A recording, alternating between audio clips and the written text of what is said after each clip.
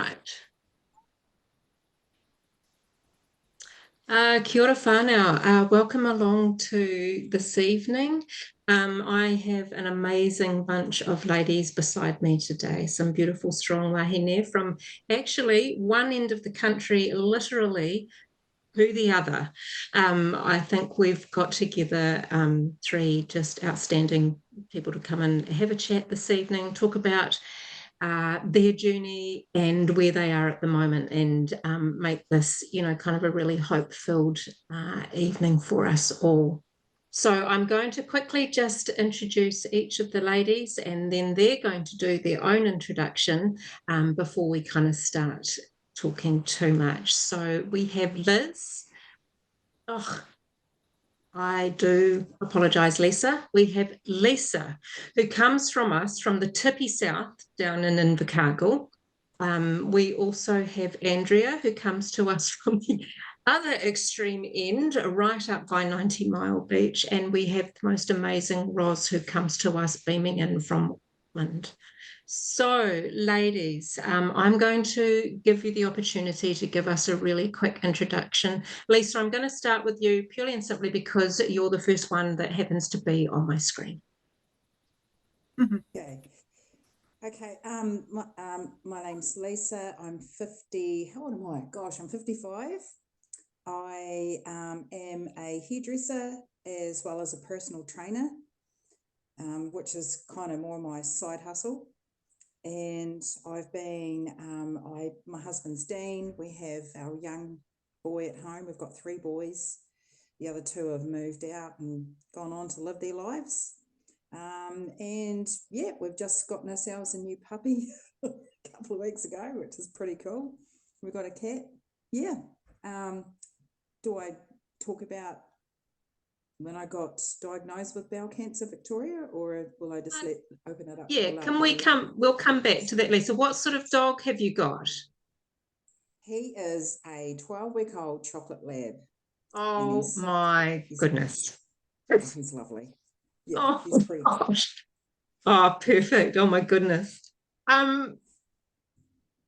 Andrea, we'll do the both ends of the country first stuff, I think. So Andrea, if you'd like to just do a really quick introduction as well. Yeah, kia ora everybody. My name's Andrea. I am living in Ahipara, is where my mum's side of the family is from. And I've come up here to have my dream healing journey. I'm 32 and usually been living in Auckland all my life. And so, yeah, that's probably the biggest move. I had my first baby, which was the first moko of the family last April.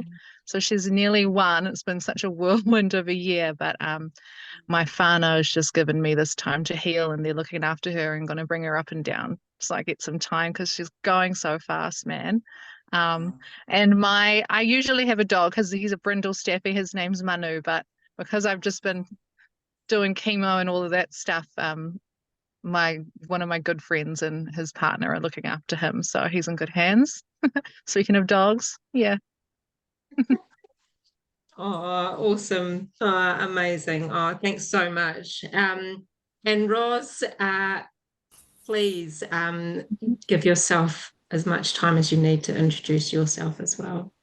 Talofa lava, everyone. My name is Roz Tuitama. I am first generation New Zealand born Samoan. I'm married to Nanai John Tuitama. We have 3 kids, Nia, Elias and Hope. And I'm 59 and I live up here I live in Kingsland in Auckland.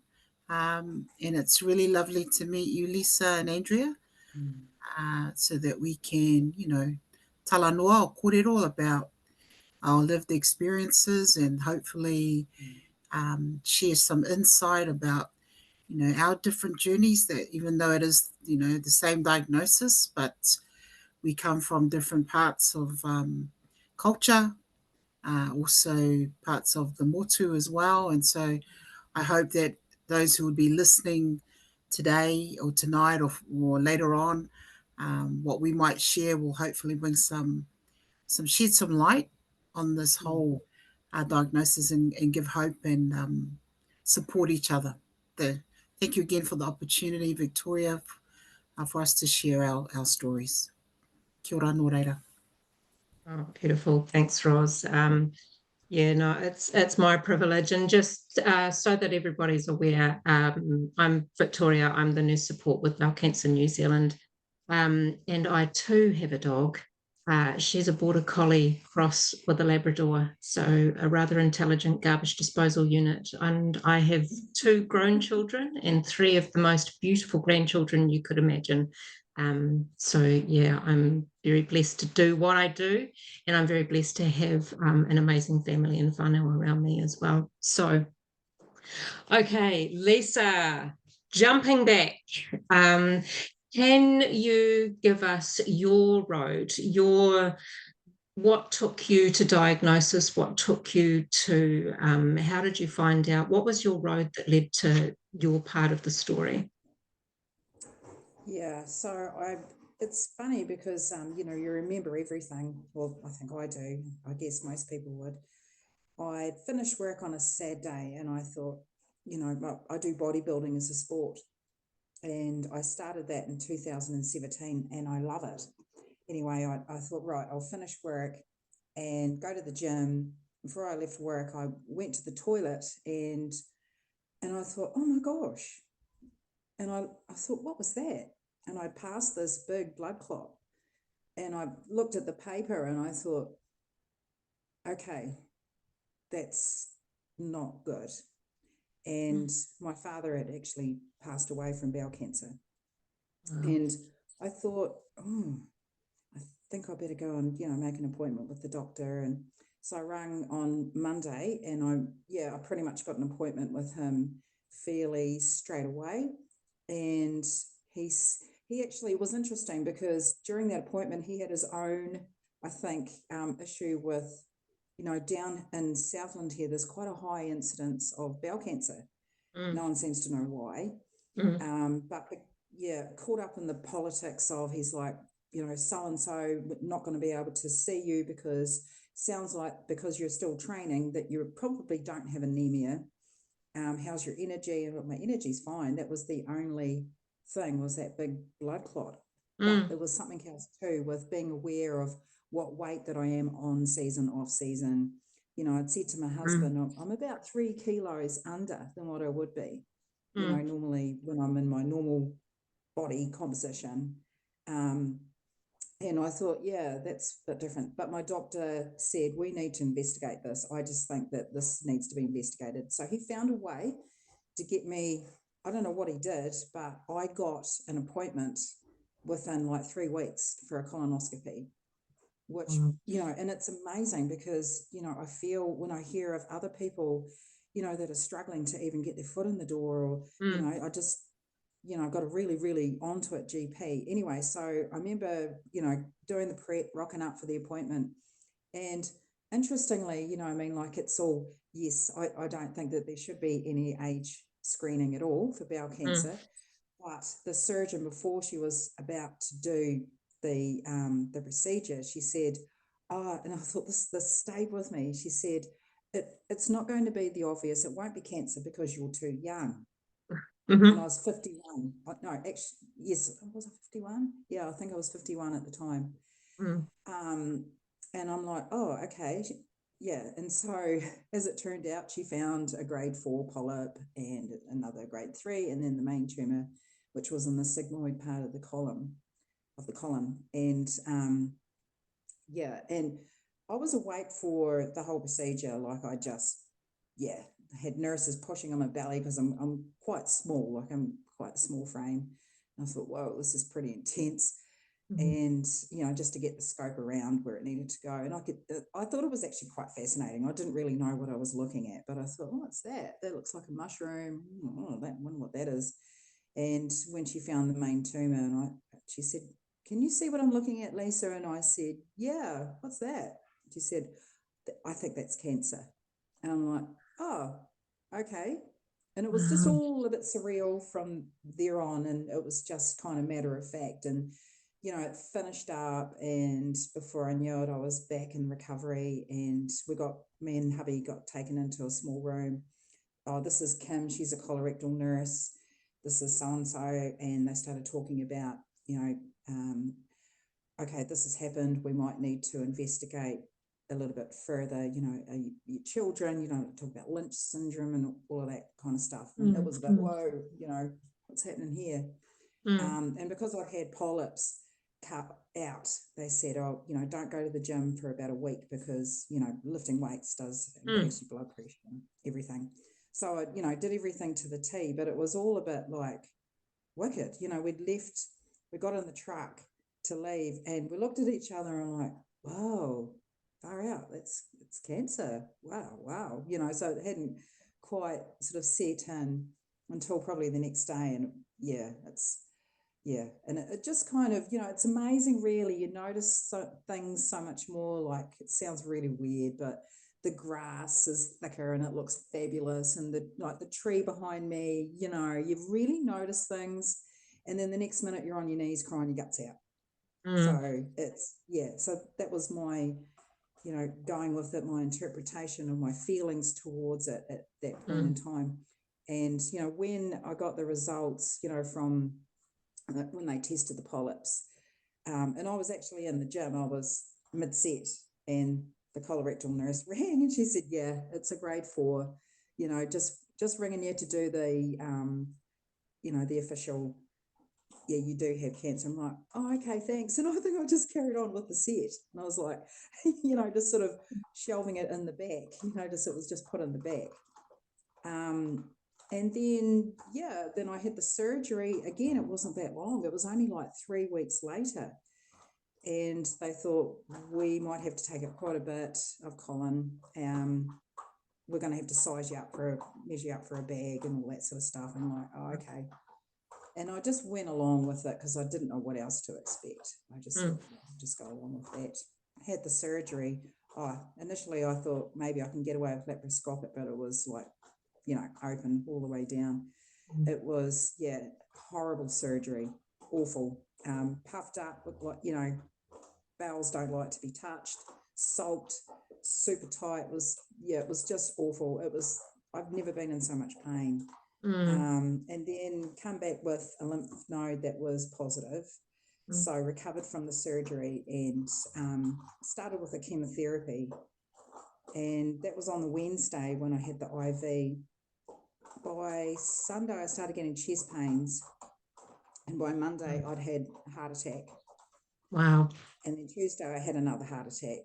So then it's up the road to Dunedin, which is, got better facilities and, just more things, had an angiogram. Thankfully, the heart wasn't damaged, but, I just couldn't have chemo. And, they're pretty straight up in oncology. They said, well, we're not going to offer you anymore because it will kill you. So I still have raised CEA levels. Because I'm under surgery, the surgeon still, because I'm not sort of bouncing in between. I know that this is the 4th year this year, and I have more bloods coming up. They're stretched out to 6 months, which is cool. And there's sort of the CEAs are they're high. My surgeon wants to study me because I think you're a bit weird. I've had a couple of PET scans. I've had lots and lots of diagnostics to look for cancer, and nothing seems to come up. But I think you have a diagnostic, it takes you back to where you were, and then you get over that bit, they're like, cool, and then you carry on, and then you have another diagnostic, and it's like, so it's kind of and there's been so many times, and still even now, I'll go to the toilet at the gym, just go in for a wee, and have a few tears because I think, is it delayed? Is it, all this happened, and I just tried to kind of normalize things and carry on. All I could think about was, I want to get back to work. I want to compete, I want to do all that sort of stuff, which I did, and I did really well. Like the year after that, it was incredible. I've got an amazing coach. She lives in Auckland, and she specializes in bodybuilding, and I've just done really, really well with her. So where I'm kind of at now is, I sort of feel, I think from the whole experience is to really, again, this sounds so cliched, but to really just kind of get in there and go for it. Like I studied for my qualification to personally train people in the gym, and I love it. but it's just given a whole nother element to living life, because I mean, what if it comes back? But if it comes back, I feel like I've given it a really good go. So that's kind of my attitude towards it. Like, I don't feel, even though, there's nothing to be concerned about at the moment, medically wise, but mentally, I think it always will stay. But I think it helps to sort of keep you sharp, if that makes sense. Just be a lot more aware of what's happening and what's going on around you. Yeah, so I guess that's kind of it in a nutshell. Wow, that is quite some story, and to have such a reaction to chemotherapy, it's not usual for anyone that is, kind of tuning in and listening, and it's not always the most common kind of side effect or common kind of thing that's going to happen, but it does happen to some people, and it sounds like, unfortunately, Lisa, you copped that one. 0.01% of the population, like me, can't have it. And another thing too is that, for the second deadliest cancer in New Zealand, why is there only still one drug and they haven't updated it for 20 years? So that's, that's a wee bit of beef that I have as well, plus along with there shouldn't be an age screening group. I had an ED consultant as a client, and I asked him, I says, is it resources? He said, yeah, it comes down to resources, which really is quite sucky, but yeah. And I mean, yes, amen, sing it, sister. It's certainly something that we advocate really strongly for, is to have that age just, it has to be extended. That's where the statistics are sitting. But thank you for sharing that. I will come back to you. Don't run away just yet. Okay. Ros, I'm actually going to come to you. I'm going to give Andrea just enough time to have something to eat and drink at the moment. So, Ros, I'm actually going to come to you and ask you about, kind of your road to diagnosis and, the journey that then took you on. Can I just go turn off my oven first? Of course you can. Of course. I did mention these are quite informal, didn't I? It's real life, everybody. It's real life. It is real life. It is real life. Yeah, no, absolutely. Oh my goodness. Ros, you did, not Ros, Lisa, you did do really well with that bodybuilding. You did really well within not just your age group though as well. Hey. Yeah. I've never won anything like that. Like oh my gosh, I really love doing a routine. You have to do a routine to music, and it's all the poses that you put in, but it's a moving routine. And won my age group, and then from all the other figure ladies, there was 8 other women on stage, 20-year-olds, 30-year-olds. Here's a 50 plus year old, and won the overall for the southern regions. Awesome. But it happened not once. It happened again the following year. And I thought, what? Wait, what? Couldn't believe it. Amazing. It's unbelievable. Yeah. Amazing. I need you to come and train me. Okay. Me too, Ros. Okay, so I think I do want to say I'll call you sisters, because we're all gone through this journey together, to retell this this lived experience or journey can bring back a lot of unwanted emotions or memories, and I appreciate that you are wahine toa to be able to come on board here and share. So let's see. So I'm 59, and I was picked up at 51. But let me rewind to 2015, because 2015 I presented bleeding, and I was admitted to hospital, and I was in hospital for 5 days. Not once did they say did they do a colonoscopy on me. Not Mm. once was I the mention of bowel cancer, nothing. Mm. And you don't question the system because you think doctors know everything, right? Mm-hmm. So I reflect back on that, and I've shared my story a couple of times to boards. So I had a misdiagnosis, and I was sent home. Now I applaud your GP, Lisa, for pushing through. Mm. I through my experience, I ended up leaving my GP of 30 years. Um, I so let's say 2015 June, I was misdiagnosed. I was sent home, thinking, they said it was diverticulosis. I mean, gee, I'm not going to question that. But then I bled again. I thought this doesn't feel right, and I wonder about constipation, which when you look back on those times, you're thinking constipated. I wasn't Mm. tired or anything. I just thought I was unfit. I'm an assistant principal. I'm a teacher. I'm always on my feet. I'm involved at my church, so I'm always moving. I didn't think anything of it. And I think as mums, as women who are always doing stuff, you often put yourself last, or particularly if you're in charge, you're the rock at home. So oh, she'll be right. She'll be right.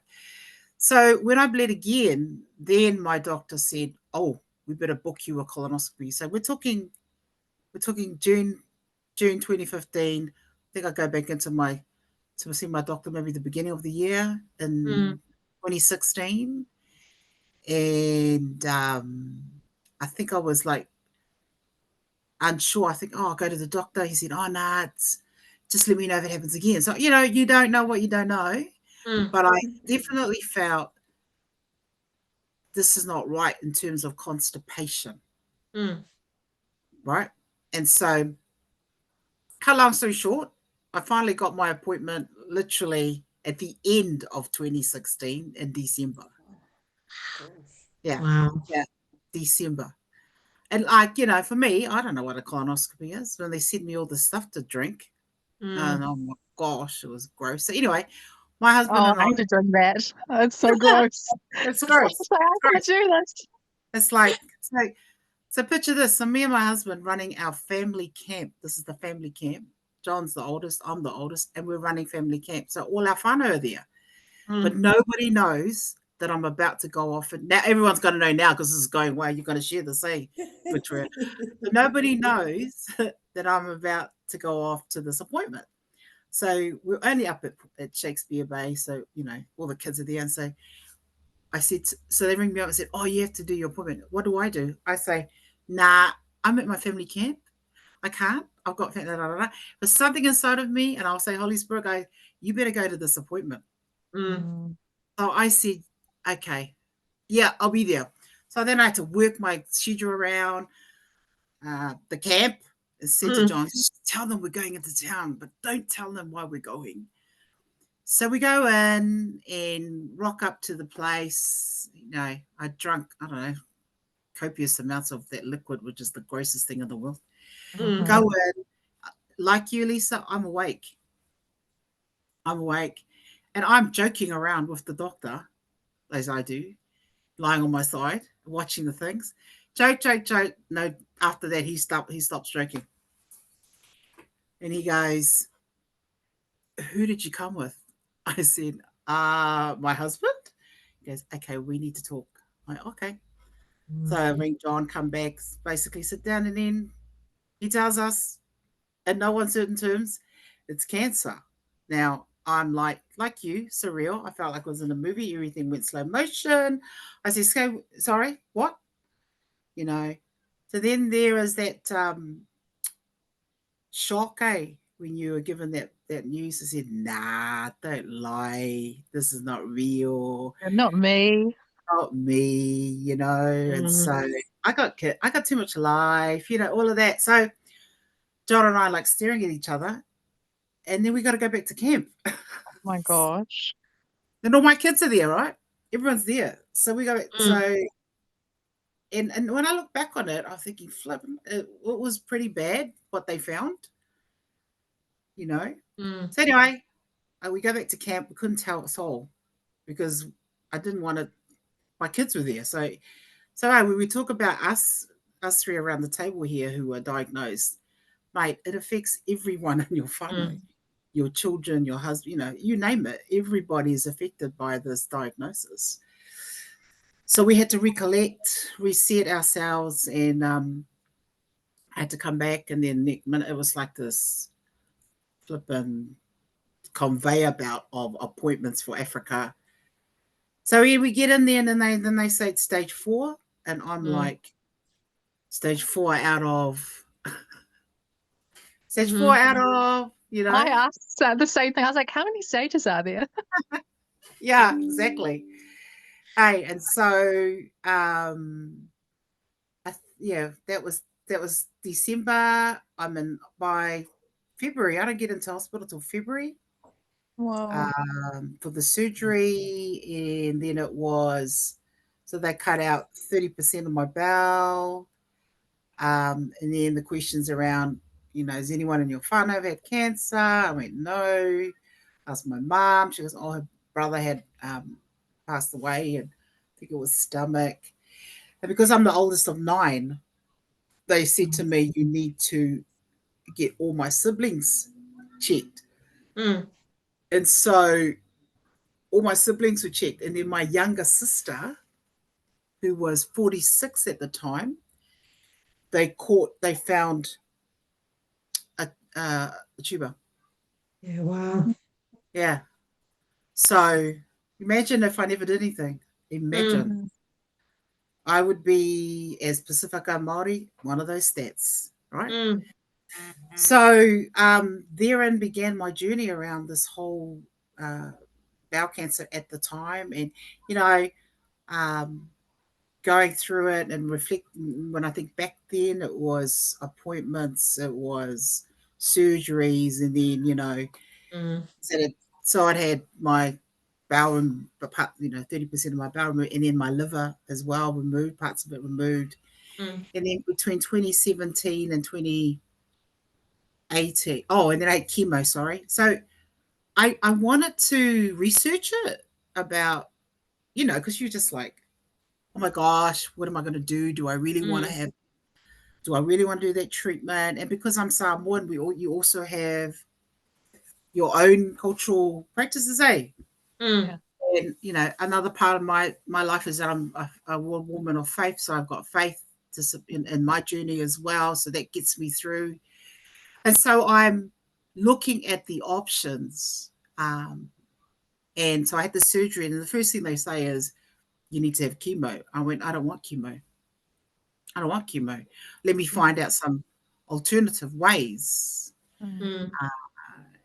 And I think that one of the dangers is, if our listeners are listening, is that you can get so bombarded with so much information, and you really don't know who to talk to. And, the other thing is, Victoria, and I've said this, I think I've already said this to you, that there was nobody who was Samoan or Pacifica that I could talk to about this. Yeah.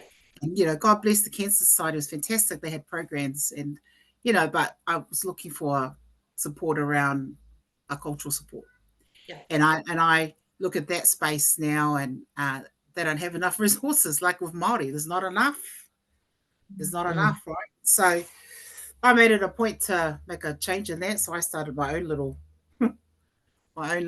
support where, if I saw anyone that was like a Pacifica or Māori sitting in the chemo ward, I'd go straight up and go, hey, who'd you come with? Who are you with? And, so I met a lot of people on the way. So I did some research, and I thought, I'll go natural, and yeah, that didn't go down too well. So after, I can't remember the length of time you had. Is it 12 weeks or is it 7 weeks, Victoria, that you were given to make up your mind before you can do chemo? Yeah, I think it's something like 8 to 12 weeks. I think they usually kind of give you, yeah. Yeah.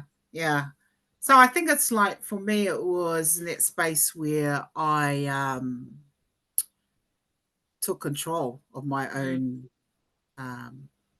treatment or journey.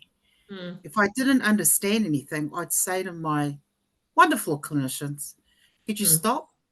could you draw me a picture? Because I don't know what the heck you're talking about. What part are you cutting out of my body? When are you going to do that? And so it empowers the patient. Yeah. And so this is the thing that I found. And I must say, the nurses, you guys, Victoria, they were awesome, man. Like I had a great relationship with my nurse specialists. They were really, really, really good at following up. So I did my little research and then ended up deciding to go down the chemo pathway. And oh my goodness, that's just another journey, eh? So I ended up having 6 months of it, 6 months of chemo. Got my port thing here plugged into my chest. In 46 hours, I think it was, At the beginning, I was like, oh my gosh, don't come near me. That sort of stuff. But afterwards, I was going to watch my nephews play rugby. I was carrying the flipping thing that was plugged into my chest, but it looked like I was a street kid with my hoodie, but really I was carrying a chemo bag inside my sweatshirt. So I had that treatment for about 6 months. Mm-hmm. And then that in itself is horrendous. But also too, my looking at the actual chemo, what is it, the concoction, and understand what's inside of it and the side effects, because I was like black fingers, a neuropathy, and How many rounds of chemo did you do, Roz? 12. Oh yeah, 12 rounds. And it was, I didn't like it, but but you do what you got to do. So with going through that, liaising with the practitioners and saying, hey, I'm getting this diarrhea is not good, mate. What can we do here? Or I'm vomiting too much. What can you do to adjust this dosage that I'm getting? Because it's making me feel really bad. So they adjusted it. And I was able to ride it out a little bit more better. Yeah. Now, I didn't know you could do that. So, right? I didn't know you could go, hey, this is a bit strong. Can you dial it down a bit, right? So these are just some things I've learned along the way, and I've tried to help others who walk through that. So that was 2017, 2018, and then finished the chemo. And like you, Lisa, I was doing your CEAs. I think I was having blood tests I just felt like a druggie. My arms were full of bloody, a track, and checking CEA levels. And by that time, I changed my GP, and she's amazeballs. So I changed my GP, and felt way better about taking control of my, just my health journey. So then, they said, this is it. I was like, okay, cool. And then you're still going in for scans, eh? Scans after scans. And then next minute, 2019, ding, it's on your lungs. So I'm back in there. They found it came back on my lungs in 2019. So I was back inside. Going through the same thing again. Opened up this side, the right side. Took out, whatever they found on my lungs. And I thought, okay, thanks. Then thought I was all good. And you go in for another scan, and then ding, is back again on my lungs. Wow. So that's 2019 inside surgery. In 2020, so they said, oh, look, we can do radiation. I said, no, you know what? Just get in there and cut it out. Just get in there and cut it out. I don't want any of that. Just get in there. So they did. So 2017, 2018, 2019, 2020. Wow. Right. And so then 2021, you got to go in for your CT scan, and you wait for that big thing. And I had a really cool oncologist, and by then they all knew me, because in all my appointments, I was you should have called me a doctor, because I came with all my books texts and all my questions, and I'm sure they were like going, "Who wants that patient?" Nobody wants that lady. But I want to encourage people, go with your questions. And Yeah. I often say to people now, never go by yourself. And if you're by yourself, take your phone, record it, because you will want to think about what they're talking to you about, right? There's little things that I've learned that have helped me along the way. And I think the other thing was being in the public system, which is really, well, that's the only system I can go into, was, it's like, is it a team, Victoria? Because you have like 10 doctors. Yeah. Yeah. Yeah. You have 10 doctors. And I was getting to that point where my onco appointment was, I said, you know what? I'm sick and tired of explaining my story to you. Read my notes before you see me, because it's hard enough for me to talk about this again. And, you know, so by that time I ended up having the same doctor. Because they don't know what Mrs. Tuitama. Anyway, 2021 scan clear. Nice. 2022 scan clear. Yay. 2023 scan clear. And guess what, girls? Had my scan yesterday. My doctor, so amazed balls. Normally they say to me, you have to wait for your oncology appointment, which is actually next week, to get your results. I love my doctor. She sends me a text this morning. Ros, clear, no recurrence. Oh, congrats, Roz. 4 years. So is it 5 years and then they ship you off? But mate, I'm just saying, thank you, Lord, man. It gives me more, you know, what Lisa says, you look at life and you think, for me, now that I'm in this space, and I sort of like, well, I'm now equipped to help anyone else who's going through this journey. Hence the reason why you're having this talanoa, this korero. Yeah. And then every cancer is different, right? You know, and I try to say that to people. I said, hey, every cancer is different. Every cancer gets a different kind of treatment. But the word cancer itself is quite an overwhelming term that affects us all. But yeah, I think for us, you know, for this, I mean, honestly, I just got it this morning, girls. I just got it this morning. I was like, because when I was in the hospital yesterday, going down the corridor again, I felt sad again. You know, I felt, oh shoot, this is what it was like for me. Oh, I ain't coming back here, man. No way. So yeah, I see the age is lowered for Pacifica Māori to, is it 50? Is that right, Victoria? Yeah, it's slowly being rolled out. Yeah. Yeah, and then, you know, my sister was 46 when it's affecting our people younger. Yeah. And as Lisa said, you know, why have an age? But it's all about resources. It comes down to the money, eh? Is there enough colonoscopy clinics provided? And what about our whānau in the rural areas? And it's just a lot of inequity that needs to be sorted. But yeah, that's my little story. But yeah, just thank you for the opportunity to share, and hopefully we'll, you know, help others. Kia ora so much, Ros. That's amazing. And congratulations. Yeah, That's such good news. Oh congratulations. my goodness, that's the best timing to have that news come through as well. So congratulations. That is really cool that you've had those 4 clear scans now. But scanxiety is a real thing, isn't it? That whole anxiety that builds up on you every time you have to go in for a blood test or an anything kind of a test. It just kind of brings things back and can flood over you quite unexpectedly too. So, but yeah, amazing. Yay, Rose, good. Andrea, I hope you've managed to have something to eat. Oh yes, no, I've had my fish. Excellent. Excellent.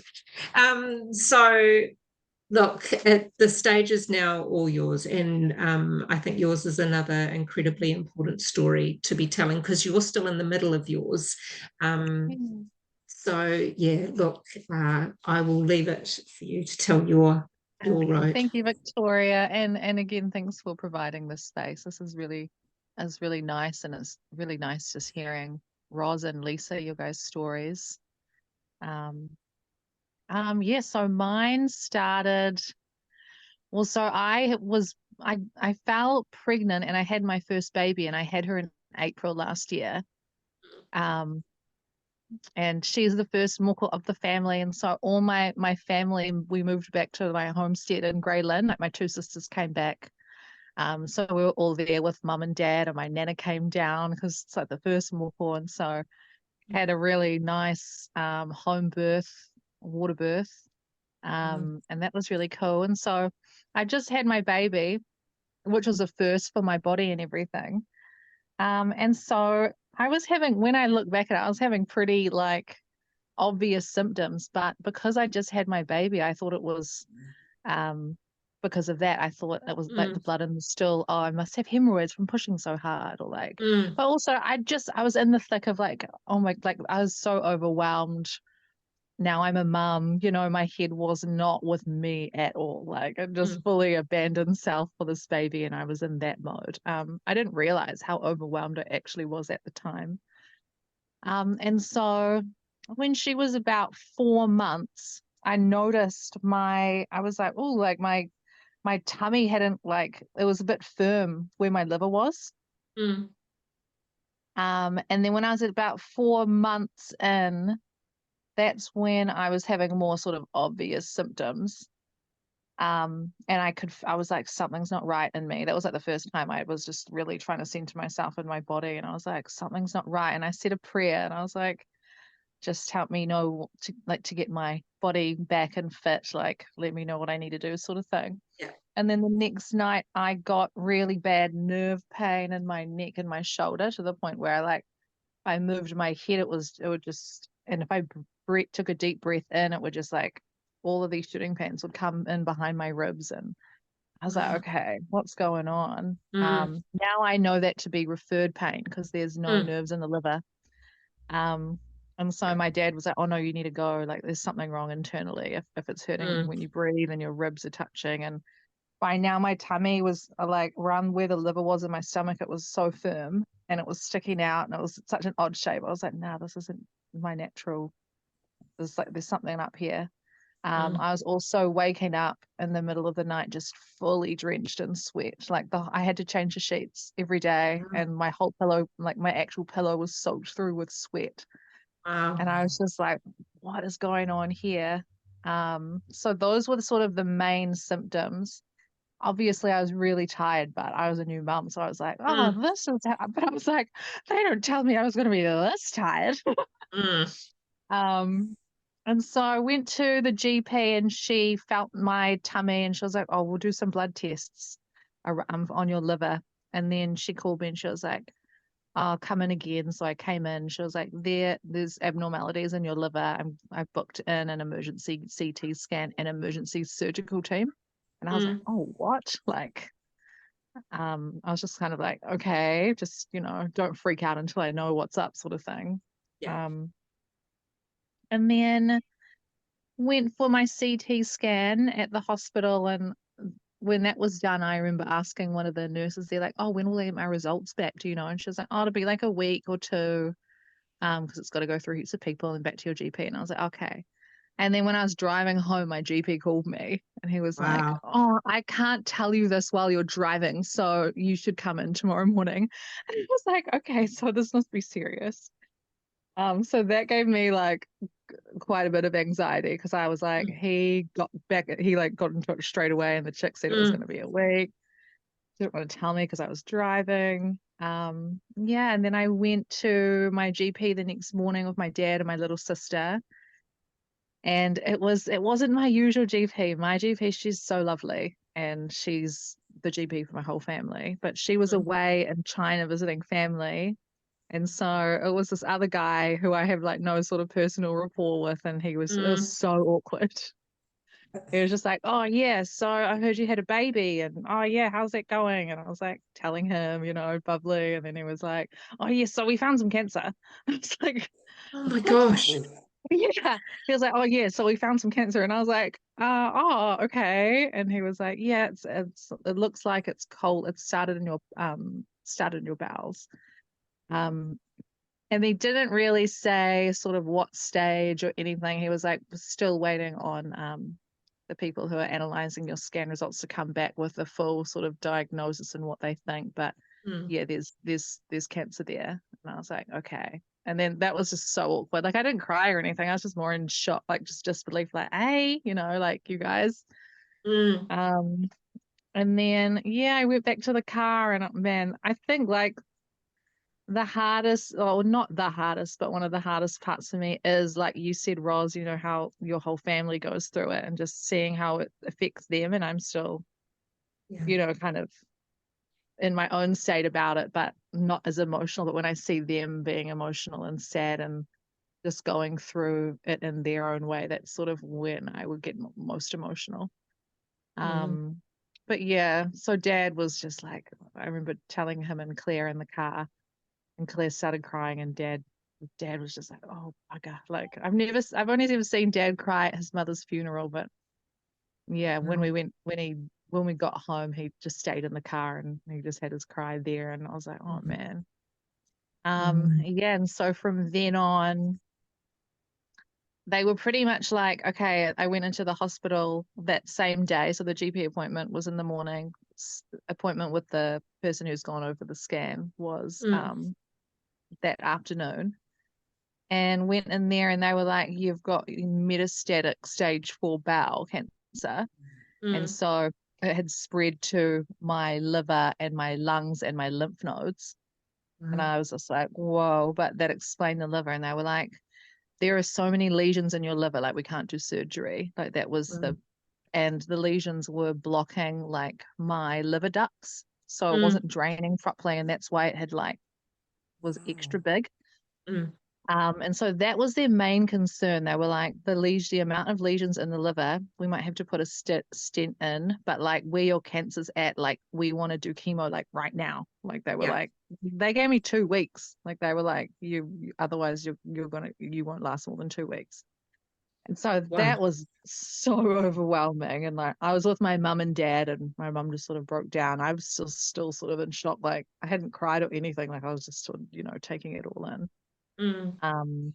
And so yeah, then I got checked into hospital that night, and they gave me some steroids which worked well on my liver and brought it down. And then the main focus was doing a few more scans on my liver to see, do they have to put a stent in, and more of like just seeing how much they could maybe shrink the tumors, because they wanted to start chemo straight away. If my liver was blocked and it couldn't detox that chemo out of me, they wouldn't have been able to do chemo. And so I didn't really get the choice of not to do chemo, you know, like, and I would choose not to, you know, but my cancer was found at a stage where it was just you got to do this, you know. And so I was like, all right. And so we did that. They managed to get my liver inflammation down, and then they saw like, okay, no, it's draining good now. Your bilirubin's come right down to like a safe place where we can now do chemo. And they just gave me, I can't remember the full names of the drugs, but 2 out of 3 of the drugs. Just because of the state of my liver, and they gave it at like a 50% each dosage. So then I think I was in hospital for about 3 weeks. Just so they could keep an eye on me and all my stats, and just, yeah, it was just like straight into it, like just blood tests, nurses, oncologists, like all these conversations. And it's so overwhelming and like so tricky to navigate. But like until you get to the point where you're like, okay, I got to take charge of my own healing journey. Like, how do I want to do this? And yeah, just like I feel like only now I'm really like centered and like able to take charge. And so from that point, chemo, I had 5 rounds. The CT scan I did after those rounds, they were like, oh yeah, the main lesions are shrinking. Like the biggest one, I think it went from the biggest one was 13 centimeters across in my liver. And that had come down to 10. Yeah, so it was going well, and a few of the spots had disappeared in my lungs and stuff. And so I was like, okay, well, I want to have a break from chemo now because it was just like getting heaps. And I was like, oh, like maybe I can just, naturally get rid of this. I was doing, I've been doing other therapies as well, like ozone, vitamin C intravenous, just, certain supplements and minerals and really watching what I eat and all of that. But during that break, it was sort of over the Christmas, New Year's period. Mm. We came up north here where I am now for that. And I thinking about it now, I didn't have the lifestyle changes that I needed or anything planned or put in place for that break, So I was just going back into, I'm stressed about this and my baby and like all of these things that are releasing cortisol. And like, I think just sort of where my emotions were. I've never been in that place before, especially just after I had my baby. And I think that the cancer was already there, but that was the point where it just sort of teared through like really fast. That's what I feel happened. And so when I had that break, I didn't have the lifestyle changes and anything in place to really make a real change and implement things that I needed to implement and really take rest really seriously and stuff and just not be in a stressful state at all. So I didn't have any of that. And when I went in for I went into the hospital, ended up calling my oncologist. She's really cool, but I was like, I'm blocked up and there was blood in my last stool and I'm having a bit of pain now and I know what referred pain is. So I was, I knew that some of the symptoms were returning. And then when I went in, they gave me a blood transfusion to help my energy levels. And we did another CT scan, and that came back, and there were a few more spots in the liver and the lungs, and one of the lesions in my rectum had gone a little bit bigger. And I was booked. I have a background in music, and I DJ and events and stuff like that. And I was booked for a gig in Rarotonga that weekend. Oh. I was like, can I still go to Rarotonga? And the guy was like, you actually can. Like, it's not, and they're just at like a cellular level. Sorry, I'm just putting my lamp on. It's getting so dark in here. This everything was still at a cellular level. So he was like, you can travel if it's just you're gonna go for the weekend, like go do that sort of thing. And I was like, okay. And I felt a lot better after blood transfusion. And so I just was keen to go back to Rara. That's where my dad's from, get back on the homeland. And it was really nice. It was nice to be there. I was just there for a few days and did the gig and had fun and got to sort of forget about everything, step into the islands. And then when I was over there, I was able to sort of clear my head and really be like, okay, what do you want? Because my partner's family, my partner's father, he runs a clinic called Global Health Clinics on the North Shore, and they're a holistic clinic. And so while I've been getting the chemo, I was also getting ozone saunas and detox foot spas and treatments from there that were helping keep my immune system the strongest it can be while getting the chemo. Which was really good, but it added like so many more appointments. So like my days were just literally at hospital and then the clinic and then hospital and then the clinic, just all these treatments, like heaps of people being like, you need this and this and like, do you know about this? And I just don't even have time to like research anything. I just so overwhelmed. And then came back from Raro and I was like, okay, no, I'm going to do some chemo. I know I need that. And my body responded well to that in the beginning. So I'll do that. And my main focus was just to change my environment because I am very sensitive towards other people's energies and being around my family, especially at that time, they are so supportive and lovely. But I was taking on all of their energy as well and the way they deal with things and what we're all going through. And it was just heaps. And so, but my family, that's what whānau's for, eh? They were just like, you go up north and you just take all the time you need to heal and we'll look after your baby. And just bring her up when you want us to come visit and stuff. And so Mm. yeah, so it was a long time. It felt like ages to sort of like finally get up here and away from the city. But now I'm up here and I just feel so much better. I just feel like I can breathe better. My body already just feels like it just connected to my whenua again. And the environment's making a very big difference on my mental health around it, and just the clarity and just being able to I haven't been alone like this. I can't remember the last time when, like my whole life. So I look at it as it's like a big transformation, and I feel blessed in the way that it's like a divine nudge to get me back on my path. Like I've strayed too far, and it's just like a messenger, and it's come in this form.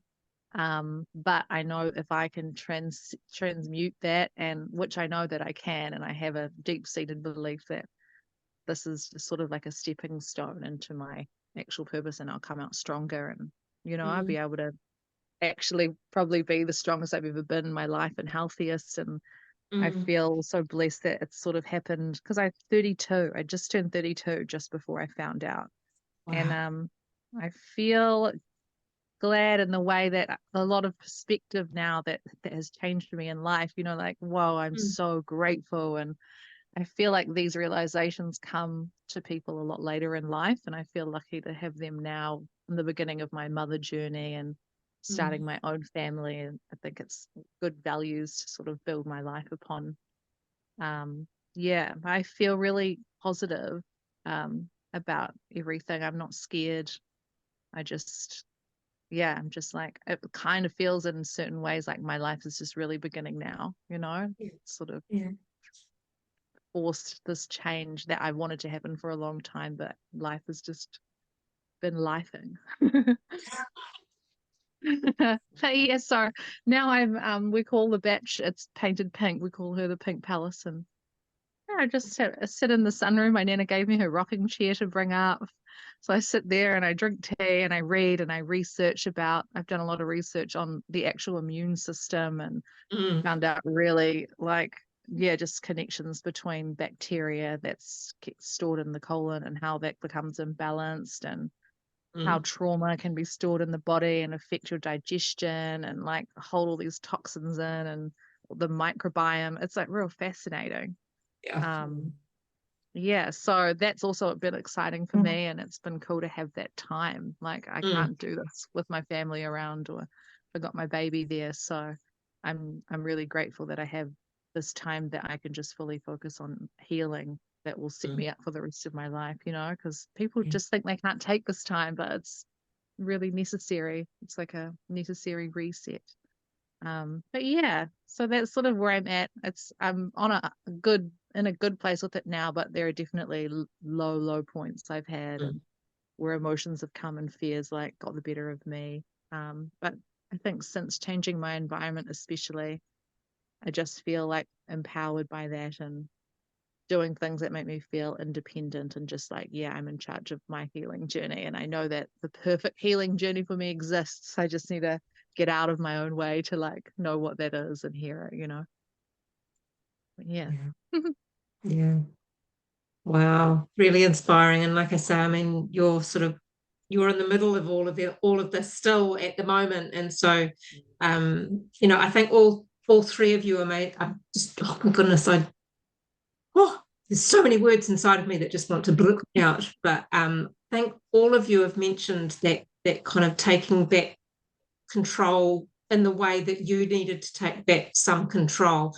For you, Lisa, it was kind of keeping on going to an extent, and just kind of being who you know that you're supposed to be. And Ros, the same for you. It's taking that control back. I want to know what's going on. I want you to talk to me in a language that I can understand and that I know what's actually happening. And then, Andrea, for you as well, it's that giving yourself enough mental space to just kind of go, I need to be in control of what I can control. Okay, there's bits of this whole journey that just literally out of your control. They just kind of are. But there's always ways that as women and as mothers and as people that we are, that are grounded to where we are, we can take that back. And it doesn't have to be, over. We don't have to take over from everything. We just need to we can do it in our own kind of really beautiful way. And it's amazing to hear all three of you have changed and grown and become more of the best person that you were anyway, if that makes sense. Yeah. And just kind of to bring it all together is, I don't know if any of you have anything else that you'd just like to pop into the last part of the korero, last part of the noa, and just kind of anything else that you think would be really good if you had one piece of something that you could give out to other women going through this. What might that look? What might that sound like? What might it be? Putting on the spot, huh? I just feel really inspired, actually, just by listening to both Andrea and Roz. It's incredible. I feel very, very inspired and very encouraged. I think, if anything, maybe we could just keep encouraging each other and just, by that, I guess I mean just being able to identify what it is that our gifts are and what other people's gifts are. And really, it should be that simple. It's just to encourage, who we are as women, and to believe in yourself and to lift each other up. I think is really important. To strengthen one another, not just ourselves, but to strengthen each other around us too. Yeah. Amazing.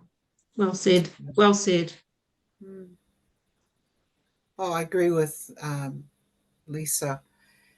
At the end of the day, as women, we are wahine toa. We are women. Sometimes you don't know your own strength until you go through adversity. And the thing is, it's not forever. Andrea, it's not forever, honey. Yeah. Lisa knows when I look back on my journey, literally my whole 50s, almost, I should have just booked a room up Auckland Hospital. The whole 50s was my whole decade. Wow. I'm a Grey Lynn girl. So when you I'm say a Greyland girl too. us, right? Yeah. So and I think it is, you just don't know the inner power that you have, the strength as a woman, and to connect. And we all come from different walks of life, but we have for those us three around the table tonight, our the strength and the wisdom and the insight that we've all received in this space is overflowing, and it's not for you to keep, right? It's for us to share, because there are, and I'm speaking in particular to mana wahine and mana whenua woman and Pacifica woman, because sadly we feature highly in these stats right across the board. And if I can be an advocate and allow access to information and insight on how you can navigate the system, if we help someone navigate it, then we've done good, we've done well. Yeah. And as women, we are strong naturally. Of course we are. That's why we bear children, right? So just that power that we have as women. We are gatherers, we are nurturers, we are warriors, and we can stand. And so I look back on the last 8 years of walking through this, and man, I'm believing, mate, next year I'm going to get that ticket. That fifth scan is going to be all good, right? I just think that in the meantime, there are others that we can support, but you can't support others unless you yourself are strong. So take time for yourself. It's okay not to be okay. Mm. Take time to, take time to heal. Mm. Uh, take time for yourself is a big one, I think, too. I had to, man. I had to. I was still trying to do stuff, and my whānau had to go, can you just stop it? So, and I had to stop. Yeah. Um, and I had to learn to stop. Yeah. I had to learn to stop. And I'm a creative as well. So, and part of that is sometimes there's a fear in letting go of the things that you are really good at or things that, Mm. Like you identified with. identify with. Mm. But your body is telling you, hey, tai Yeah. hoa, you need to put yourself first, look after yourself. Let's have a look, So giving yourself time to heal, and giving yourself permission. And then, yeah, you come up with some really strong insights that not only help yourself, but others. Yeah. But I think, too, that I'll just speak for my own children. It was really hard for children when they see Mm. their parents walk through this. And you just don't know how to, So we had to put our kids through counselling because Mm. they weren't used to seeing their strong mama in a place. So as I said from the beginning of this, our whānau are impacted greatly when one of the loved ones walk through this. So it Yeah. needs to be that whole wraparound service to help not only the patient but the family that are supporting the whānau, because it's Yeah. also it's traumatizing for them too. Yeah. Mm. Sometimes they don't know how can they help. So there's a Mm. whole lot of things I think Yeah. Yeah. that I've learned in the last 7-8 years, and yeah, and I hate cancer. I hate it with a vengeance. I hate it. I've been to so many funerals in this Mm. space. And, it doesn't need to be that way. If we get Mm. intervention, if we get awareness in there quickly, Yeah. to support those who need it. So yeah, I think I've got some lifelong sisters around here now, Andrea and Lisa. Yeah, Yeah, me too. yeah, definitely. I just switched to the phone because I died. The tablet died. So I was like, oh my gosh, which one is the charger? I wonder where you went. I know. I was like, oh, should I say anything? I'm like, oh no, I was sure, and the screen just went. So I can, yeah, easily just pick up on the recording from what I've just missed what Ros was saying. Really good. Cool. Cool. Andrea, did you have anything else that you'd like to add? I realise we've just gone a wee bit over time. I think it's just been Fine. such an important conversation to have. Yeah, I think, yeah, what Roz said about finding that inner strength is what I've really noticed and why I feel like this is a transformation. Like it's brought up the things, just put things just smack bang the reality of the truth of my how I've been living and the choices I've been making and how they've affected me and sort of like the armor that I put on since I was a little girl that I don't need now and it's not serving me anymore, but it once served me. But just learning to take that off and like being able to ask for help and stuff. Like I've faced a lot of my like things that have just held me back in general and been like, oh my God, I'm finding it so hard to ask my partner's father for help and that's all he wants to do. He runs this clinic and like just running into those blocks and being able to go past them and Yeah. yeah, like having my family around me and close friends has just really made a difference. But I think also is like, yeah, you don't realize what it's like actually navigating this whole journey. Like there's so many layers to it and you just it was so overwhelming in the beginning and it's sort of not until you like kind of like take control yourself and then that's when it's like, okay, I can do this. And then your wahine tour comes out and just it really has made me realize how strong women are. And we have so many faces, like strength and we're so resourceful and nurturing and strong and stealth, and like it's so beautiful to like have those layers like slowly revealed along this journey. And so it sort of gives more confidence and and just understanding and compassion for everyone that I see, you know, when I'm at the chemo place. And yeah, it's been a journey, but I think inner strength and that just undeniable belief in yourself. I know that's the thing that's helped me get here and like helped my family as well because of my headspace and stuff. It's made them feel better. Yeah. But I think, yeah, we just only will get stronger once I'm through this.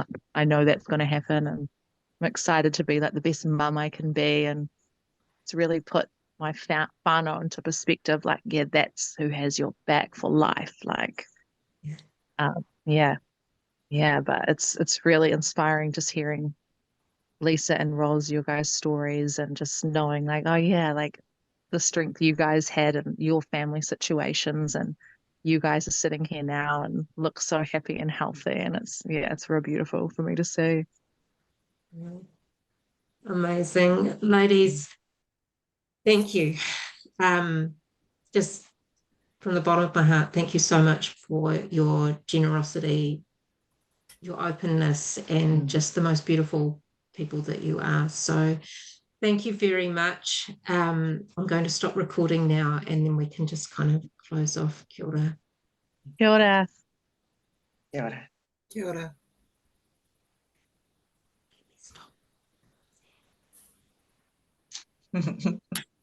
Won't let me stop recording.